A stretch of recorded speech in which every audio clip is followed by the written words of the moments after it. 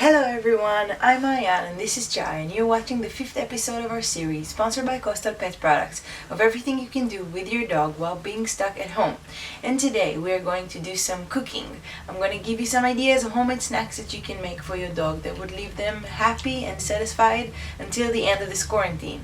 So grab your dog, prepare your appetite, and let's begin.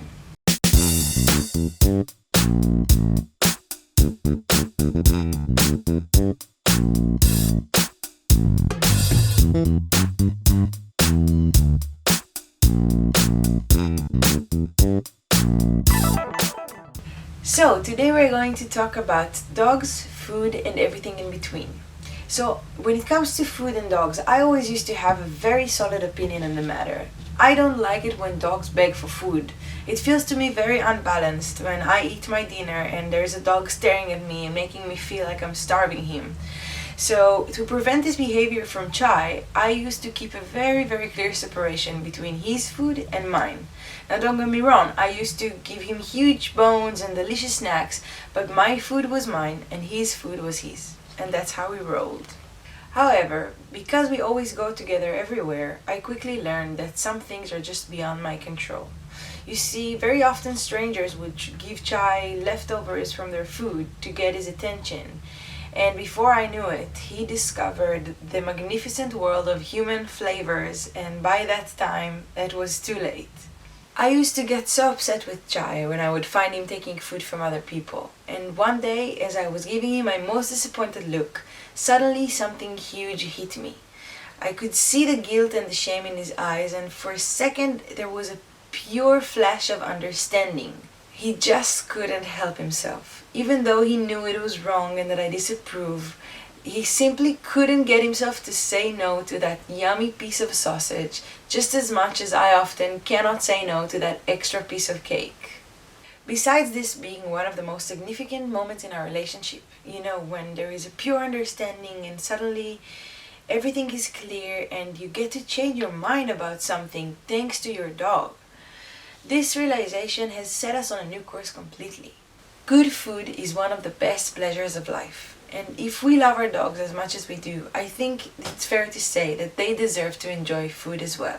And besides, if I had to eat the same dry dog food every day for the rest of my life, I would probably also jump on the opportunity to grab some delicious sausage out of someone's hand, no matter the consequences. Since that day, cooking for Chai had become one of my favorite ways to spoil him. To actually take that time and think about what would he like and how can I enrich his life in flavors and textures, and every now and then actually sharing a snack together. That all had really brought us closer than ever before. And now that I got you all pumped up about cooking for your dogs, I think it's time that we'll head for the kitchen. Our first recipe for today is peanut butter balls. What we'll need is a food processor, 1/3 of a cup of coconut oil, 3 big spoons of natural unsweetened peanut butter, and 2.5 cups of oats. Mix together and start rolling. Now you can also use this dough to rub on your dog's toys.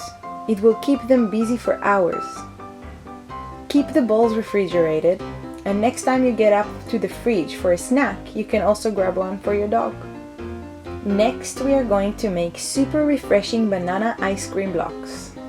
What you'll need is 2 bananas, 200 grams of plain regular yogurt, and a big fat spoon of pure peanut butter. Throw all the ingredients in the bowl and smash with a fork until there are no more chunks. Before moving on, make sure you get to the full approval of your main client. Now, pour the mixture into an ice cube tray.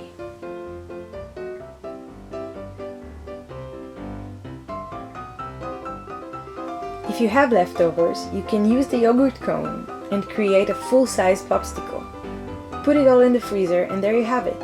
Ice cream snacks that would be amazing for hot days but can also be used as treats you give your dogs before you leave the house.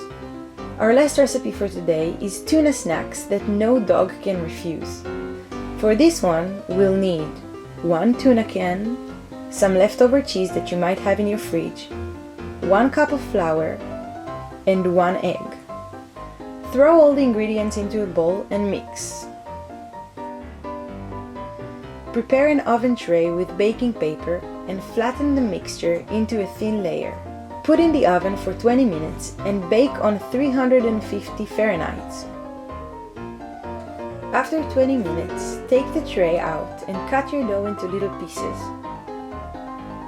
Separate the pieces and put back in the oven for 40 to 60 minutes on medium heat of 275 Fahrenheit or 130 Celsius.